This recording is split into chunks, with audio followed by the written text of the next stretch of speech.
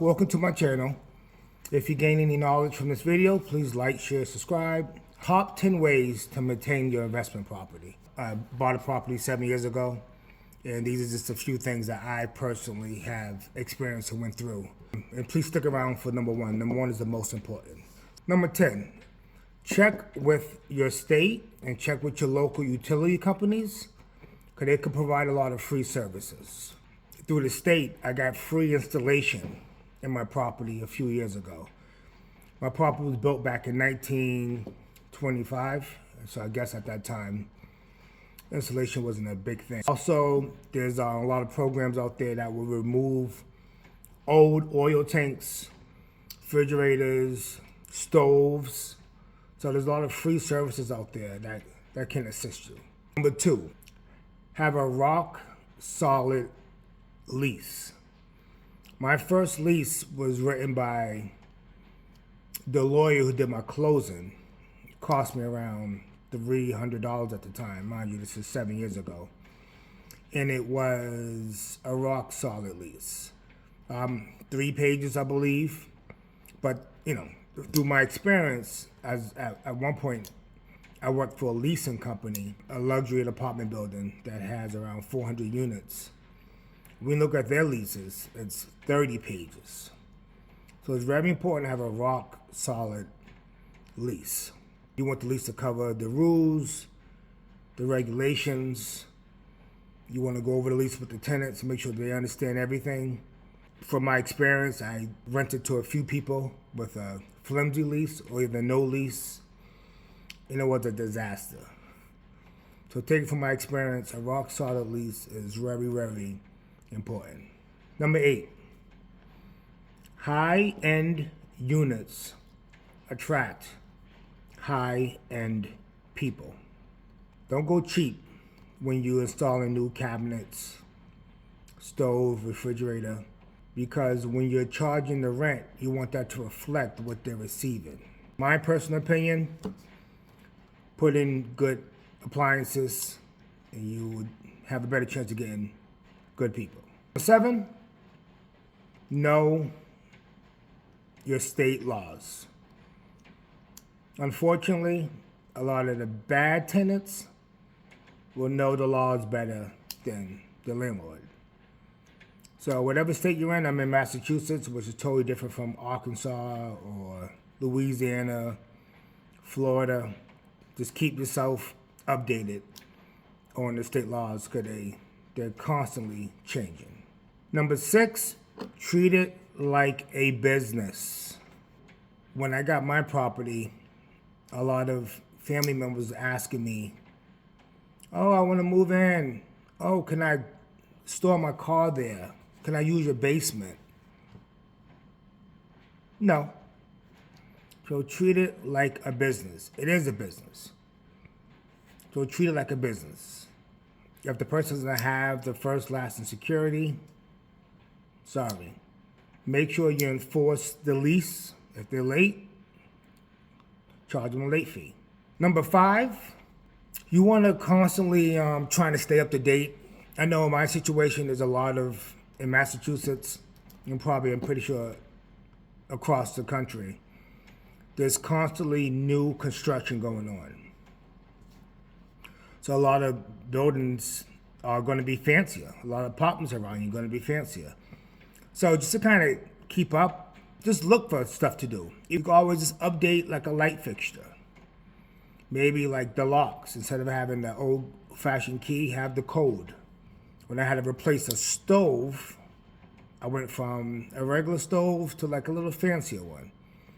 So just constantly, even when you're doing repairs, you want to just go with the newer material. Just kind of keep your unit, the building, updated. Number 4. Number 4 could be number 1. Number 4 is very important. It's maintenance and repairs.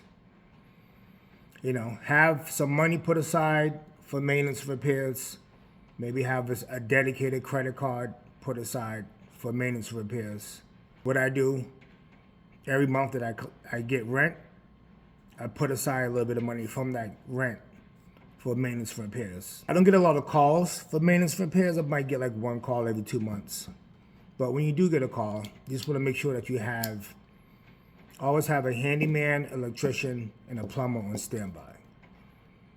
Or make sure that the tenants have their number so they could call them, tell them what the problem is, and then the handyman, plumber, or electrician would give them, the time frame. Okay, I'll be there in 24 hours, I'll be there tonight, and that would save you a whirlwind of headache.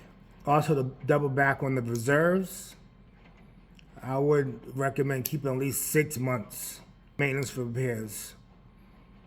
My unit's an hour from me, so like once a month, I'd stop by and just look at the outside, the hallways, the basement, because sometimes something might happen on the outside. You might have like a hanging vinyl. None of the tenants probably going to really report it because it's not directly affecting them, but it's affecting you because that water is getting behind your vinyl and causing more issues. So the sooner you can repair that, you'll save yourself a whirlwind of headache in the future. Number 3, this kind of piggybacks maintenance repairs is once a tenant moves in, you want to do biannual inspections. Some landlords might do it every 3 months, some landlords do it every 6 months, some landlords do it every year. I recommend every 6 months. A lot of stuff I noticed, you would think somebody would report everything that happens, but I guess some tenants don't want to become a nuisance and feel like you're not going to renew their lease or whatever, so they don't report it. Something simple like a cabinet door might break, a hole in the wall, some tile might fall down, you might have a leaky sink, tub, hole in the door, or the doors come off the hinges. Could be a number of things that they won't report until the end or until they move out. And if you wait until they move out to do all this stuff, now you're spending thousands of dollars as opposed to just spending a few $100s just to, more. You have to repaint the unit, probably redo the floors. But instead of just repainting and doing the floors, now you have to repaint, do the floors, fix the cabinets, fix some drywall. So if you do your biannual inspections, you could keep the repairs down to a minimum. Number 2, I'm not going to spend long on this topic, rent collection. This should be the easiest part of your job, rent collection. Just make sure you have open communication with the tenants. Things do happen, life happens, So you have to, treat everyone fair but be firm. I do my rent collection electronically. Waiting for a check in the mail is outdated. Number 1, I'm glad you stuck this far in the video, but of course number 1 is tenant screening. Now, don't get me wrong, no matter what you do, you might still get a bad tenant. But at least if you do these things up front, that would minimize you getting a bad tenant. I've used realtors in the past, and they do a great job. I'm a realtor.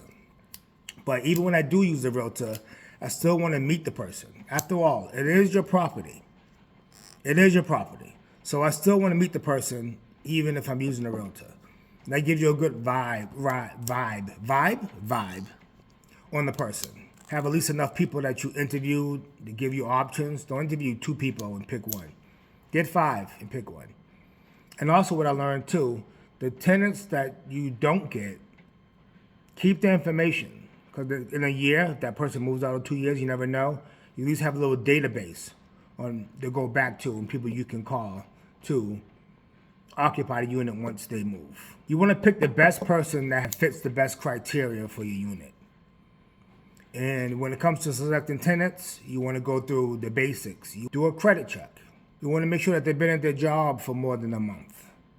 You want to definitely get referrals from previous landlords. People don't change.